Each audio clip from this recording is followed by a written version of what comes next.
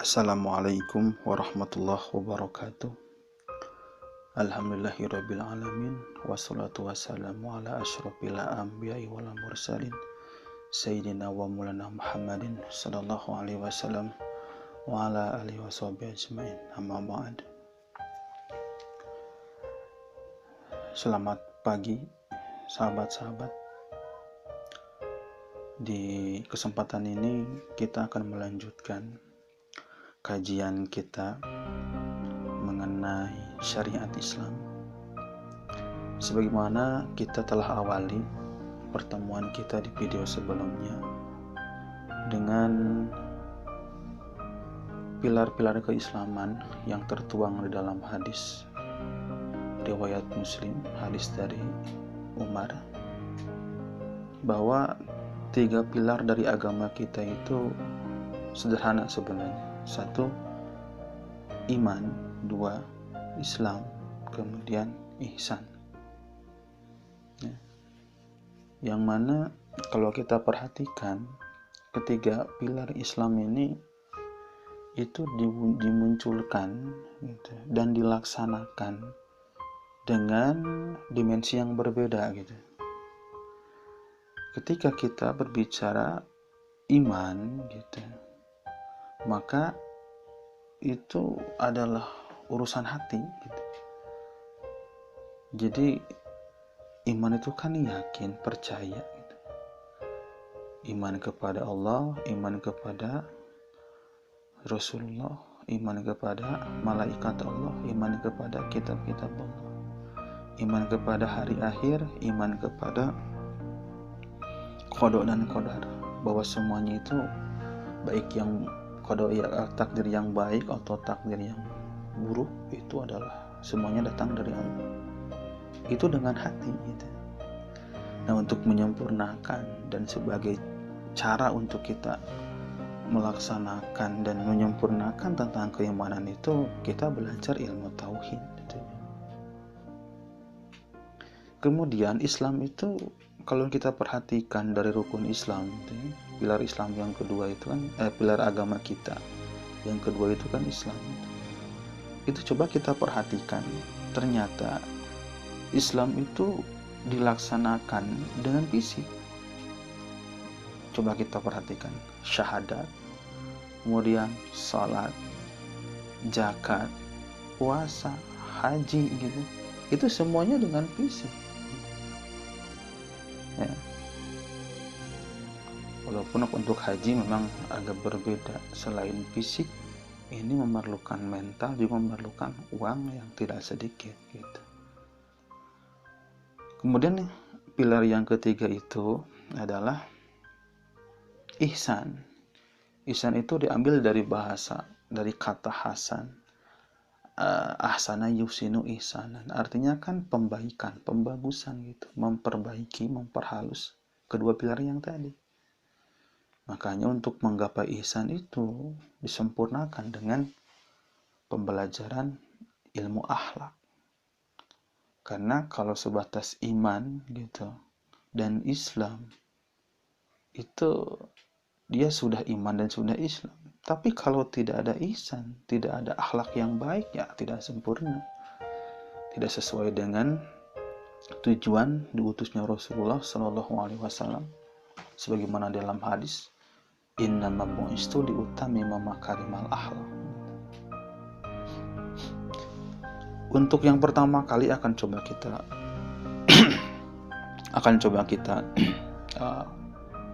bahas gitu adalah mengenai pilar agama kita, Islam itu ya.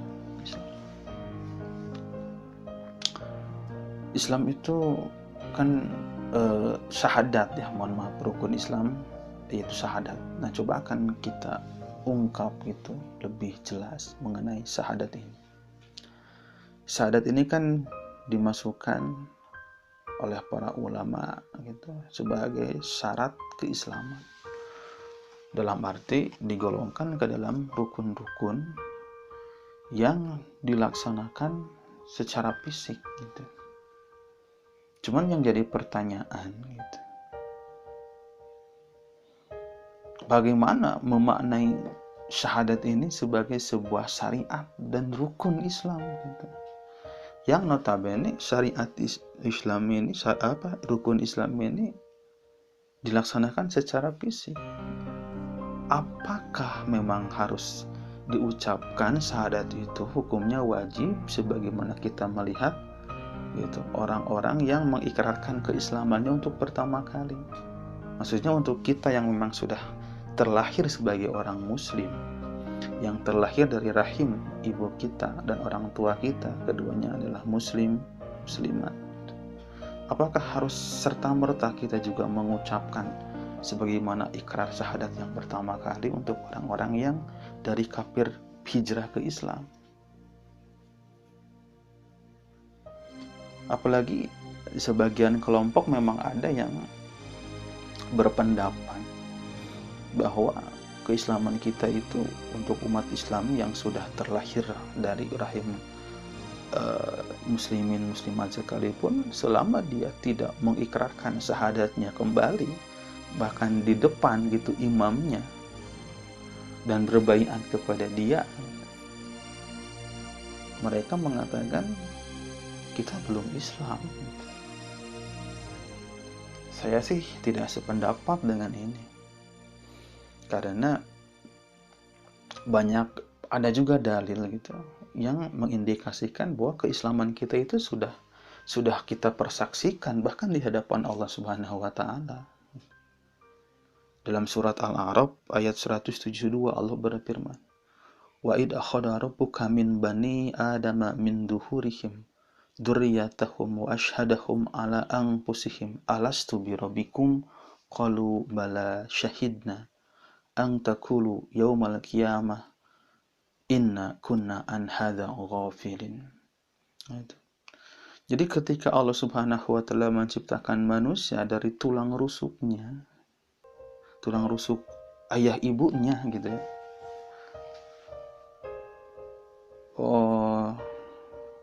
Maka tulang sulbi gitu. Kemudian Allah Subhanahu wa taala mempersaksikan gitu dan bertanya kepada kita semuanya. Gitu. Alastu bi rabbikum? Bukankah aku sebagai Tuhanmu? Maka kita menjawab semuanya, qalu bala, tentu ya Allah gitu. Tapi karena manusia memang gitu suka lupa gitu. Memang sifatnya manusia itu Allah takdirkan lupa gitu. Sehingga nanti di yaumul qiyamah manusia itu pasti berkata gitu, inna kun an hadza ghafilin, ya Tuhanku aku lupa gitu. Makanya gitu, secara langsung dan tidak langsung Allah Subhanahu wa taala ingatkan kita tentang kalimat syahadat ini. Di dalam sholat gitu ada syariat gitu yang mewajibkan kita mengucapkan kalimat syahadat, apalagi di dalam tasyahud akhir ya, hukumnya kan wajib itu rukun, masuknya rukun sholat. Lain halnya dengan yang ada di tasyahud awal, itu hukumnya sunnah ya. Untuk madhab Syafi'i disebutnya sunat ab'an gitu, yang apabila kita melewatkan membaca syahadat di tasyahud awal, kita harus bukan menggantinya ya, tapi muncul gitu syariat yang menyunahkan kita untuk melakukan sujud sahwi. Terus syahadat itu apa gitu? Syahadat itu kan persaksian gitu. Dan yang namanya persaksian itu bukan hanya melibatkan urusan hati, tapi memang fisik juga gitu. Ibaratnya nih ya, contoh kecilnya itu kalau ada satu persidangan gitu yang membutuhkan saksi dan persaksian dari seseorang sebagai bukti gitu, maka didatangkanlah seorang saksi gitu, yang dia itu mengucapkan gitu. Bahkan kalau seandainya ada hal yang perlu dia peragakan, akan dia peragakan.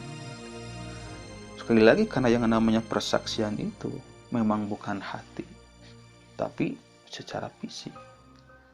Ditambah lagi memang yang namanya persaksian ini terutama dalam hal persaksian kita gitu terhadap Allah dan Rasulullah dalam kalimat syahadat asyhadu alla ilaha illallah wa asyhadu anna muhammadar rasulullah. Ternyata gitu keimanan itu memang Allah Subhanahu wa taala kaitkan dengan sebuah konsekuensi untuk menjalankan amal soleh gitu. Allah Subhanahu wa taala berfirman dalam surat Toha ayat 14. Innani anallahu la ilaha illa ana fa'budni wa aqimis sholata li dzikri. Surat ini menceritakan tentang pengakuan Allah Subhanahu wa taala memberikan informasi kepada Nabi Musa gitu, bahwa akulah Tuhanmu gitu. Tiada Tuhan selain aku, fa'budni, maka persaksikanlah aku sebagai Tuhanmu dan ikutilah dengan konsekuensi engkau menyembahku li zikri, supaya engkau mengingatku gitu. Jadi kenapa syariat syahadat ini dimasukkan ke dalam kelompok Islam gitu, yang memang Islam ini dijalankan oleh hal yang sifatnya fisik. Karena tadi itu diantaranya bahwa syahadat ini, dua kalimat syahadat ini bukan hanya di dalam ucapan semata, tetapi memiliki konsekuensi yang harus kita laksanakan. Konsekuensinya yaitu kita beramal soleh. Yang dalam ayat tadi memang diungkapkan dan diwakili dengan bahasa sholat. Itu waqimis sholata li dzikri. Intinya ketika kita mengaku diri kita adalah sebagai seorang muslim yang bersyahadat gitu, maka tidak bisa dipisahkan dari amal soleh. Dan untuk mempertegas bahwa apakah kita sudah bersyahadat atau belum, maka insya Allah kita, selama kita terlahir dari rahim ibu bapak kita yang muslimah, dan kita gitu, tidak keluar dari agama kita, tidak murtad, tidak menjadi kafir, na'udzubillahi min dzalik, maka selama itu kita tetap berada di dalam keislaman gitu. Bahkan Allah ingatkan ya, dengan sholat yang di dalamnya ada ucapan syahadat yang wajib gitu kan, maupun yang sunnah. Kemudian Allah Subhanahu wa taala juga perdengarkan dengan kalimah-kalimah syahadat yang ada pada adzan. Asyhadu alla ilaha illallah, itu 5 kali sehari. Itu minimal gitu, 5 kali ya kalau kita mendengar dari satu masjid setiap 5 kali gitu dalam sehari. Kalau kita mendengar dari banyak masjid kan berarti lebih banyak lagi kita mendengar kalimat syahadat gitu. Belum lagi biasanya dalam akad nikah gitu kan, Pak Naib itu suka mengajak gitu jamaah untuk mengikrarkan lagi kalimat syahadat sebagai pembaharuan terhadap keislaman kita gitu. Kemudian selanjutnya begini, dalam memaknai syahadat sebagai sebuah syariat itu, dalam kitab-kitab fikih gitu, khususnya fikih Imam Syafi'i yang banyak saya baca gitu, memang itu kan diawali dengan bab thaharah biasanya gitu, atau ada yang dengan bab air, dan tidak diawali dengan pembahasan secara khusus mengenai syahadat gitu, dibuat satu bab misalkan, enggak. Ini menunjukkan bahwa memang itu syariat syahadat ini tidak berarti sebuah ritual yang harus kita ucapkan itu di depan imam, yang kemudian seolah-olah kita berbaiat kepada dia. Enggak seperti itu. Intinya selama kita ada gitu, dan terlahir dari kaum muslimin muslimat, dan kita tidak melakukan hal-hal yang akan mengeluarkan kita dari keislaman, maka kita telah berislam, insya Allah. Gitu. Dan dalam hadis-hadis gitu, itu hampir tidak kita ketemukan hadis yang menceritakan tentang ikrar syahadat Nabi Muhammad itu Shallallahu Alaihi Wasallam sebagaimana yang dipahami dengan cara ritual atau sebuah upacara atau sebuah sebuah kumpulan gimana mengucapkan kalimat syahadat di depan imam. Itu kan kita tidak menemukan di dalam hadis-hadis Rasulullah Shallallahu Alaihi Wasallam. Jadi kesimpulannya, kita yang ada di dalam agama Islam, selama kita tidak melakukan pelanggaran-pelanggaran yang menjerumus ke dalam pemurtadan, maka insya Allah yakin kita telah berislam dan kita telah punya syahadat. Hanya saja konsekuensi dari syahadat kita itu yang harus kita laksanakan, yaitu amal soleh. Demikian ulasan mengenai syahadat. Semoga bermanfaat. Wallahul muwafiq ila aqwamit thariq. Wassalamualaikum warahmatullahi wabarakatuh.